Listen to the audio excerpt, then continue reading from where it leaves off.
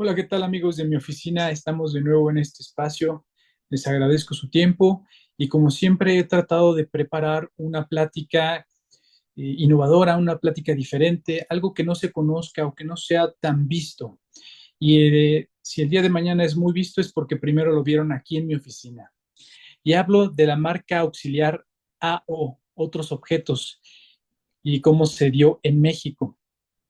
Esta marca, vamos a ver un objetivo general para poder partir de ahí. Y es que se conozca el uso que en México tuvo la marca AO, que es una marca de la Unión Postal Universal. El AO es una marca complicada de encontrar en México por el periodo principalmente en el que se introduce y por el tipo o el comportamiento que tenía el filatelista con respecto a las eh, cartas y a los empaques. Sin embargo, está bien establecida en los procedimientos del Correo Aéreo Internacional de los años 50 en México. El AO, esta identificación que así la vamos a encontrar, viene del francés autres objets, que es otros objetos. En manuales, el correo en México dice que debería de usarse como la indicación a la correspondencia de impresos, muestras y pequeños paquetes con mercancías. Y vamos a ver la regulación para poder entender un poco más de qué se habla. Aquí está la regulación de lo que era vías aéreas en la fracción 46. La indicación LC correspondía a las cartas y tarjetas postales. Esa era prácticamente una primera clase. Sin embargo, la indicación AO corresponde a los impresos, muestras y pequeños paquetes con mercancías. Y había una indicación siguiente que era la PP, que en lo que es en la tarifa aparece en una cuarta columna. Ahora también, para el mínimo de franqueo de pequeños paquetes en mercancías era, como le menciona, 5 portes de lo que se conocía como AO. Entonces, eh, las tarifas postales en México, por aquí hubo una plática muy general, ahí viene indicado cuáles eran los AO. Les voy a poner un pequeño fragmento de cómo es que se debía de franquear. Y aquí lo vemos. De acuerdo al país destino, había, vemos en la segunda columna, el AO, principalmente en lo que era correspondencia aérea. Y en este caso, por ejemplo, para Afganistán eran 2 pesos con 75 centavos. Para otros países como Alemania era 2 pesos. Y esto para los pequeños paquetes era 5 veces este porte. La instrucción girada en México es difícil de encontrarla aplicada. Y esto es porque nosotros tenemos una de las emisiones más representativas también de México, que es la 5075, conocida por esos años, que es la de arquitectura y arqueología, y fue una serie muy utilizada, pero también el comportamiento del filatelista era lavar todo este material, era encontrar una carta, cortar los timbres y desprenderlos, por lo que la evidencia de la aparición de las cartas AO se mantuvieron en muy pocas piezas o se conocen en muy pocas piezas.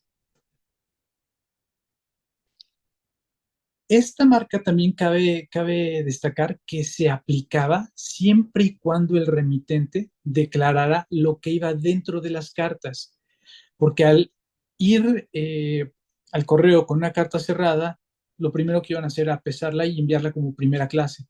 Sin embargo, si tú declarabas que en ese iba un folleto, iba por ejemplo, entraban ahí gacetas, entraban ahí catálogos, todo lo que son impresos o en su defecto, si tú mandabas un pequeño paquete que llevara una mercancía distinta a la que iba en tercera clase indicada, en ese momento te iban a colocar la marca A y entraba con una tarifa particular, como lo acabamos de ver. La instrucción de la Unión Postal Universal decía que debía utilizarse una etiqueta como la que se muestra aquí abajo. Es un AO, ¿ok? Esta etiqueta la podemos encontrar en varios países, ya sea perforada o ruleteada, y tiene un inicio mediados de los años 40. Muy importante también destacar que así se ven. Estos son los ejemplos. Esta es una carta, es un fragmento de una carta de Francia de 1949. Aquí vemos una esquina de esas pequeñas planillas del AO. Si ustedes ven, la parte superior y el lado derecho están lisos, pero el lado izquierdo y la base tienen perforado porque no era realmente una estampilla, era simplemente una planilla de viñetas que se perforaba o se ruleteaba para tener la facilidad de recortarlas y pegarlas. No era necesario que estas se matasellaran porque no tenían ningún valor, no tenían ninguna otra función que indicar que esto era para pequeños paquetes o correspondencia que llevaba adentro impresos. Aquí les muestro otra carta también de Francia de 1952, donde podemos ver ya una pieza del centro de estas pequeñas planillas que trae sus cuatro lados perforados y como pueden ver no está matasellada, no había necesidad de material. La mayoría de las piezas que vamos a encontrar o vamos a ver comúnmente vienen de Francia, tiene también su razón de ser y es que era uno de los países pues que más por sus viñetas, por sus diseños, estaban siendo coleccionados y había otra cultura completamente diferente a la conservación de las piezas completas y no solamente al utilizar las estampillas para coleccionarlas. Aquí vamos a ver una pieza de Etiopía de 1955. En esta van a notar que es un poquito diferente esta viñeta, es un poco más angosta, más chaparrita, más bajita, o tal vez sea más ancha, ¿no? Pero sigue teniendo la misma función, insisto, no se matasellaban. Regresamos a la Francia en 1955, aquí con una eh, viñeta que es un poquito más desastrosa en el perforado, no es un perforado muy limpio, pero también se debe de entender que la producción de estas piezas no requería la calidad de una estampilla. Lo único que necesitaba era la facilidad de desprenderse. Nuevamente Etiopía, 3 años después de la primera que mostré. Eh, igual solamente la función era identificar qué iba adentro. Aquí ustedes pueden ver una anotación de filatelista. ¿Esto por qué sé que es de filatelista? Porque alguien debió de haber buscado qué significaba y cuál era su función y así lo encontré cuando obtuve la pieza.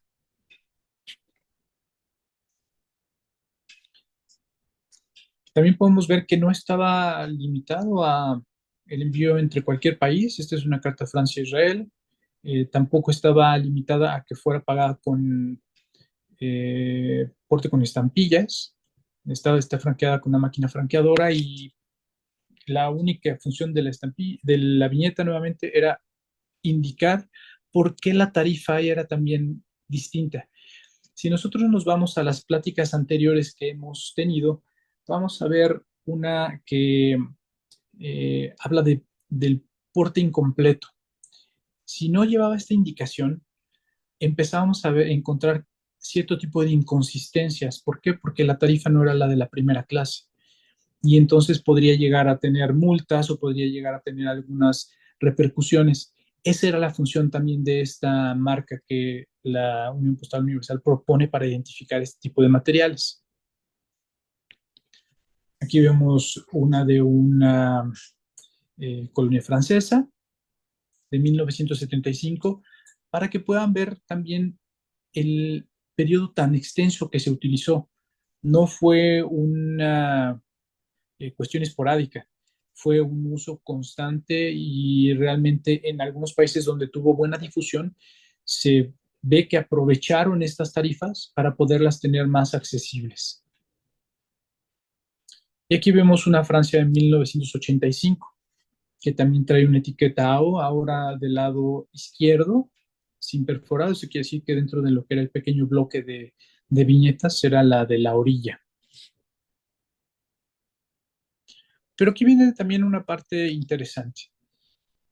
Eh, en México, a pesar de que teníamos esa instrucción, no se conocen etiquetas. En México se aplicó un gomígrafo en diferentes versiones. A continuación voy a pasar a mostrarles algunos ejemplos y estos ejemplos van a notar que unos son de aparentemente una casa filatélica o de la familia de un filatelista, pero otro no. ¿Okay? Esta es una carta de la casa Ruiz Pérez, una comercializadora, y uno de los hermanos era filatelista muy conocido en México por la comercialización. Naturalmente, esta pieza no llevaba una carta dentro, llevaba estampillas, lo cual lo volvía otros objetos, y esta entonces iba como impreso, iba aéreo, como también era requerida la instrucción, e iba con la indicación AO. ¿Ok? Cuando yo inicié esta parte de búsqueda de qué significaba el AO, por qué estaba ahí, cuando yo mostraba estos sobres, me decían, estos sobres son meramente filatélicos, porque así los preparaba esta persona que estaba relacionada a la casa Ruiz Pérez. Sin embargo, cuando empecé a buscar más piezas, me di cuenta que no era realmente una cuestión filatélica y que sí tenía un significado. Vamos a ver esta misma. Este es del año 1957, una de 1959, 2 años después, pero ahora en color azul. La carta se ve muy similar porque al final de cuentas era la misma persona que lo enviaba o la misma empresa que lo enviaba.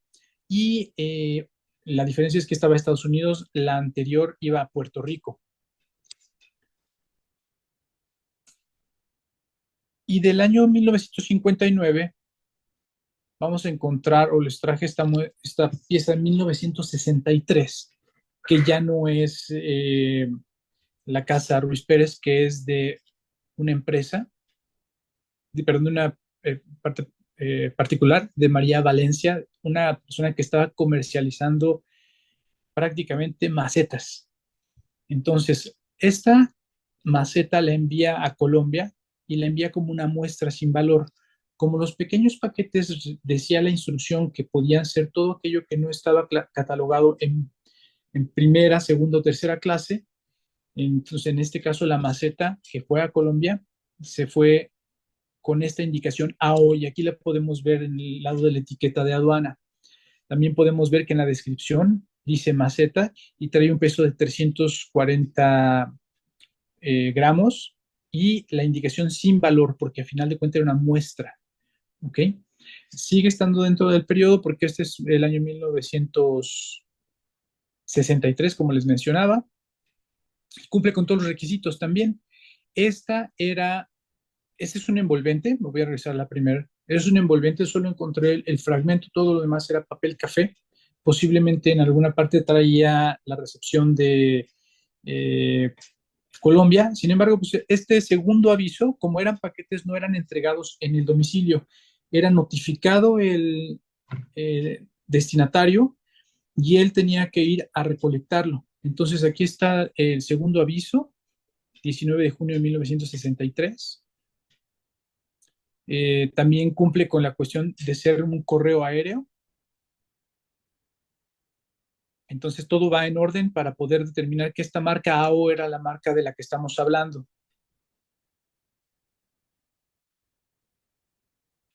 Y por último, un tercer diseño que es de correo aéreo AO, también de la Casa Ruiz Pérez, pero del año 1966. Estos hasta el momento son los tres diferentes diseños que he encontrado en diferentes aplicaciones. No es algo común porque, como mencionaba, esta serie de la 5075 es de las más conocidas y más lavadas, más desprendidas de los sobres. Entonces, encontrar estas marcas es muy complicado, no porque fueran raras, insisto. Era el momento en el que en México, entre los años 50 y los años 90, tuvo el auge, estuvo en los números más altos de uso del servicio postal mexicano y de lo que es el envío de correspondencias. El problema es la forma en la que nosotros coleccionábamos o conservábamos estas piezas. Ahora, la pregunta aquí es, México fue el único en usar gomígrafo. Vamos a ver algunos ejemplos. Con eso voy a empezar ahora de un año reciente y nos vamos para atrás. Aquí tenemos una muestra de Honduras que también utilizó el AO y está indicado en la parte izquierda, impresos. ¿Por qué? Al ser esta instrucción de una recomendación de la Unión Postal Universal, se estandarizaban mucho para varios países. También vamos a poder observar una de Bermuda, donde está igual el AO. La carta adentro tenía una tarjeta de felicitaciones y era un sobre abierto. Entonces, no había no había nada escrito, era un impreso y por eso es que viajó como AO. Aquí es donde muchas veces, si nosotros nos ponemos a trabajar ejercicios de historia postal y tratamos de hacer un match con las tarifas, si consideramos únicamente la primera clase, este tipo de portes y el franqueo que vemos en la carta no corresponde. Sin embargo, cuando vemos la tabla completa de la tarifa, porque la tarifa postal, por lo menos en México, es un cuadernillo de varias hojas. Entonces, ahí vamos a encontrar esta información y vamos a poder desmenuzarla para entender a qué correspondía y no inventarnos pesos y tarifas, y este va mal porque iba con la mitad de primera clase y vamos, tiene que estar sustentado en lo que son los números que el mismo correo nos brindaba. Aquí vemos uno de Mauritania de 1956 con un AO en un círculo bajo la misma dinámica.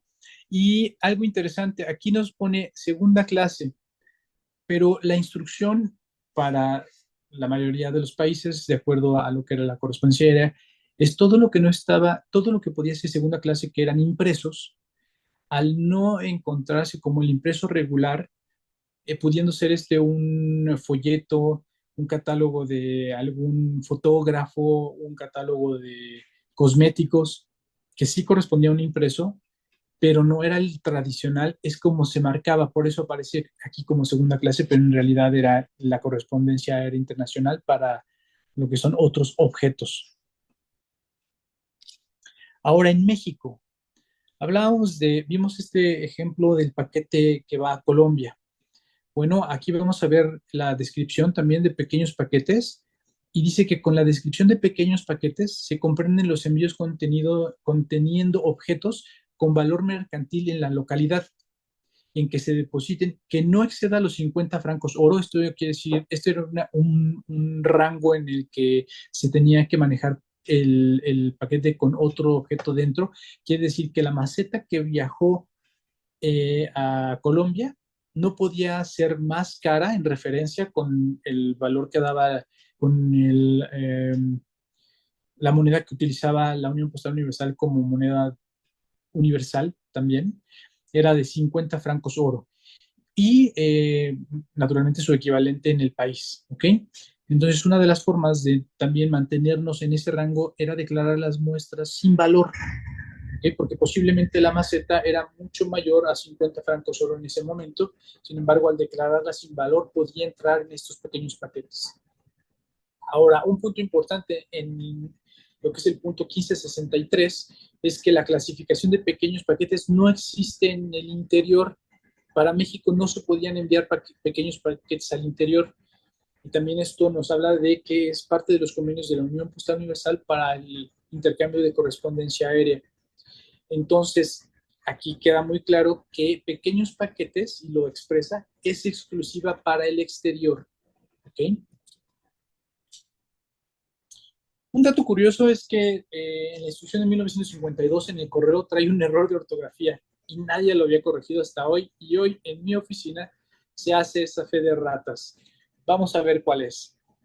En la instrucción 1565, leámosla juntos, dice: los papeles de negocios impresos, comprendidos, comprendiendo los periódicos autorizados como la segunda clase, impresos en relieve para uso de los ciegos, muestras de mercancías, pequeños paquetes y envíos fonopostales, constituyen en el servicio internacional la categoría AO, que es la abreviatura en francés de Autres objects, pero está mal escrito, porque en realidad debería de ser con A.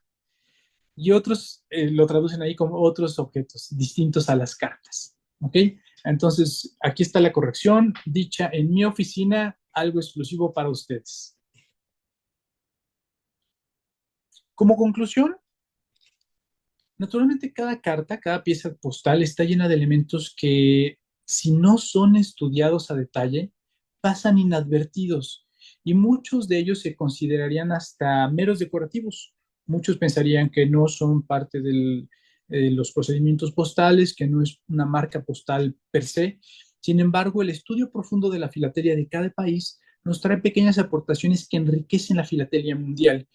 Y si nosotros habláramos de una filatelia de competencia, que haga un estudio de México llenando un marco, porque no creo que pueda llenarse algo más, podría ser un gran trabajo que aplica perfectamente en esta categoría que está diseñada, esta clase que está diseñada para piezas que son escasas. Y en este caso, por la naturaleza del periodo en el que se utilizó en México, no podría entrar en algo más allá que un marco. Muchas gracias. Pasemos a la parte de las preguntas. Muchas gracias, Mario. Muy interesante, como siempre. Ok, pasamos a las preguntas y comentarios. Eh, Miguel. Sí, ¿qué tal, Mario? Interesante el tema. Tengo entendido que ese AO se usa básicamente en lo que respecta a la sobretasa aérea, ¿no es así? Porque, Es correcto. digamos, no incide en lo que sería, digamos, el porte, digamos, básico, ¿no? No, Sino en la sobretasa. Dos así es. cuestiones que te quería preguntar. Una, vos dijiste inicialmente que cuando la persona despachaba podía declarar que se trataba de otros objetos. Es correcto. ¿Alcanzaba con la simple declaración o tenía que verificarlo de alguna manera? No, es con la pura declaración. ¿Por qué? Porque el correo, por lo menos en México, está muy establecido que existe un principio de confidencialidad, de no apertura de la correspondencia. Entonces, si tú llegabas y declarabas que lo que iba ahí no era una carta, era suficiente para poder trabajarlo. Y ellos te iban a preguntar, ¿qué va? Entonces, es un folleto. Naturalmente había otras instrucciones, por ejemplo, en México incluso se aplicó como marca postal el no envíe valores, sino es por seguros postales. Pero Sí. también era una declaración prácticamente de parte del remitente, una declaración de verdad. Mucha gente podía enviar dinero en un sobre, dentro de un libro, y era su responsabilidad, ¿no? Está bien. No, porque en Argentina, por ejemplo, yo tengo incluso algunos sobres, por ejemplo, incluso algunos que no dicen impresos, por ejemplo, pero uno se da cuenta por la tarifa que es un impreso, Exacto, pero lo correcto para nosotros es que ese sobre circulaba abierto y una buena pieza para nosotros de un impreso sería el sobre abierto y con la goma intacta. exacto. Eh, si no corría como carta, por lo menos así era en la Argentina. Y la última pregunta que te quería hacer es, si esas marcas, esos gomígrafos AO, ¿son oficiales o eran particulares? Lo aplicaba el mismo remitente. No, son oficiales. Mm, Son marcas, aquí en México eran exclusivas del correo y también estas etiquetas amarillas eran claro. también de uso exclusivo de los correos.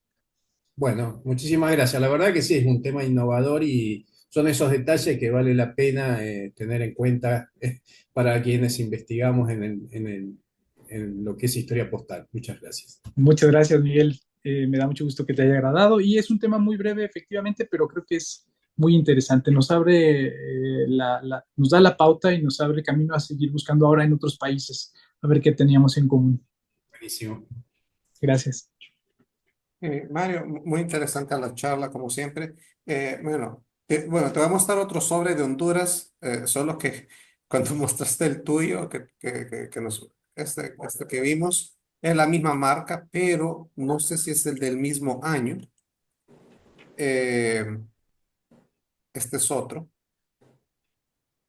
No sé si ya Ok. se ve. Ok, sí. Lo Ujú, interesante es, este lo declaran como papeles de negocios hasta en la propia declaración de aduana, lo ujú, que colocaron, y va con la marca AO.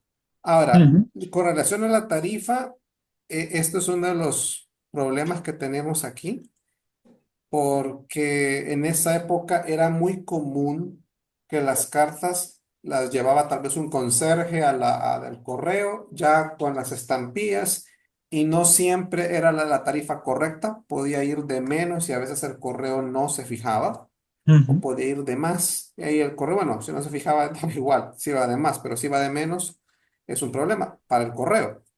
Claro. Pero lo que sí sabemos es que, bueno, aquí está el sobre.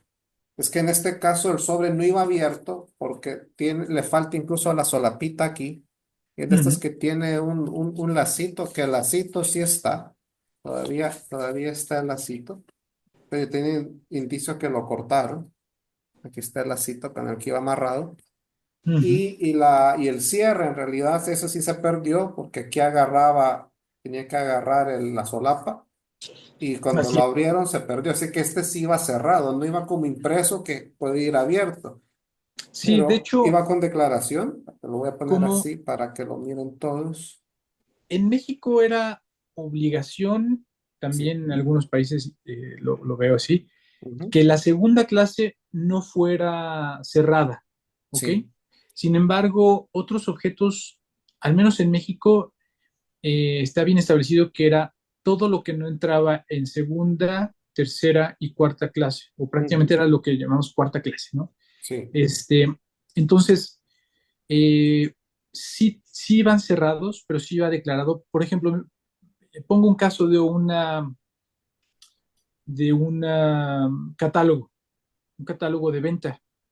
Es pesado, si no va cerrado se salía, Sí. pero ya tú lo declarabas como un impreso, porque no tenía absolutamente nada de epistolar, ¿no? Entonces, lo mismo, algunas facturas podían ir como AO también. ¿Por qué? Porque esta factura, de hecho, bueno, la parte que mostraba de esta casa Ruiz Pérez, realmente no sé si efectivamente solo llevaba estampillas, pero podía llevar una factura, podría llevar una notificación de cobranza y que no se consideran cartas, tal cual son documentos. Entonces también aplicaban como AO. Entonces esa parte es interesante porque sí tiene una línea muy delgada en la cual nos haría pensar que tendría que ir la solapa abierta, como la segunda clase, pero estamos hablando de una instrucción de otros objetos. Ujú. Mira, aquí nunca he visto segunda clase por per se, pero sí he Ujú, visto, bueno, aquí dice impresos. Hay que buscar y encontrar, ese es el momento, encontrar esas tarifas de esa época para ver cuánto pagó esto. Creo que el certificado en esa época sí eran 10 centavos todavía, pero lo demás es lo que no hemos averiguado en este sobre. ujú, Eh, al día de hoy, en algunas oficinas todavía existe la marca AO, solo que no esta misma, sino que ujú. es A.O. Ok, Y la mal usan para impresos. O sea, así es. cualquier impreso que les llegue, AO, y no era para eso, pero les quedó la costumbre. En algunas oficinas sí tienen uno que dice impresos, pero en otras usan indistinto eh, impreso AO. Así Entonces, es. yo creo que ni saben qué significa si les preguntas AO qué significa. No, es que es de impresos, me dice yo, pero ¿de dónde? No, es de impresos. Ok, pero ni Yo creo que, modo. no sé si, bueno, les platico brevemente la anécdota de cómo yo me metí a investigar la parte de la O Ujú. y la hice Sí, porque vi un sobre de Honduras ujú, que decía, estaba buscando material del café y decía muestra de café ujú, y traía su etiqueta de aduana y decía ujú. muestra de café y traía en ambos lados el AO. ¿Cómo Yo de qué época era esa? era más o menos de ¿60, los 50, setentas, más o 70? menos Ah, setentas. Y Nunca lo adquirí, era un sobre muy económico, $3, $4. No lo adquirí porque dije, esto naturalmente no es algo postal filatélico, ¿no? Entonces lo dejé pasar y lo vi por años anunciado. Cuando ya empecé a investigar y pude determinar que sí era parte del procedimiento postal y que para temática era posible introducirlo, ya no estaba disponible, nunca más lo volví a ver. Y tengo otro ejemplo que voy a participar con mi colección de elefantes en Corea y ahí tengo una etiqueta matasellada de Lao eh, y el cancelador mecánico que utilizaron traía un elefante, ¿no? Entonces, Ujú. no lo llevo por la etiqueta AO, pero curiosamente cae el elefante en esa etiqueta. Muy Entonces es interesante. curioso. Ujú, sí, gracias. Miguel. Sí, otra observación. En mi país, por ejemplo, las sobretasas aéreas no eran distintas para el caso de los elementos AO. La ventaja estaba en que lo que aumentaba era la cantidad de gramos, ¿no? Por ejemplo, había una determinada tarifa para las cartas eh, hasta cada 5 gramos y esa misma tarifa cada 20 gramos era para AO. ¿Esa práctica es común en otros países o eran distintas las tarifas? Buena pregunta. Para México era distinta la tarifa y estaba por lo menos en el documento de tarifas postales, ahí estaba la columna específica para todo lo que era otros objetos. Entonces sí era distinta, no era únicamente colocarlo como porte aéreo. Claro, está bien. Sí, sí, acá directamente era una misma tabla y decía, por ejemplo, cartas, tarjetas postales, etcétera, tanto cada 5 gramos, otros Ujú. objetos cada 20 gramos. Ok, Eso era lo usual. perfecto, muchas gracias. No, no, gracias a vos otra vez. Ujú. ¿Alguna otra pregunta o comentario para Mario? No miro manos en alto, Mario. Así que nuevamente felicidades. Muy interesante la charla. Muchas gracias. Gracias, Mario. Es un tema helado, o sea, muy poco. Creo que no es la primera charla que tenemos de esto en mi oficina y sería interesante también ver de los demás países el protocolo o las reglamentaciones para la aplicación de esta marca. Así es. Incluso en el caso de Honduras ya ni aparece especificada en la tarifa el AO, o sea, no hay nada, una tarifa especial. No sé si la hubo, para empezar, pero ya no dice nada. Para impresos sí, pero para esto no. En México debió de desaparecer en el año, me parece que en el año 83, 85, cuando lo que era Correos de México Ujú. se descentraliza y se vuelve servicio postal mexicano. Sí, Eh, ahí se dejaron de utilizar muchas de las recomendaciones de la Unión Postal Universal y de entrada se dejó de utilizar lo que es el código postal, ujú, la guía, tal cual, y entraron lo que son los manuales y procedimientos internos, que esos se manejan solamente en el correo y eran documentos digitales, ya no había un documento impreso como lo conocíamos, como la guía postal o como el código postal. sí, Entonces ahí es donde realmente todo lo que es el AO desaparece, ya no se utiliza, al menos en México. sí. Y ya no aparece también en las tarifas. Interesante. Ok. Así que Mario, nuevamente, felicidades. Muy interesante la charla. Gracias. Gracias a ti.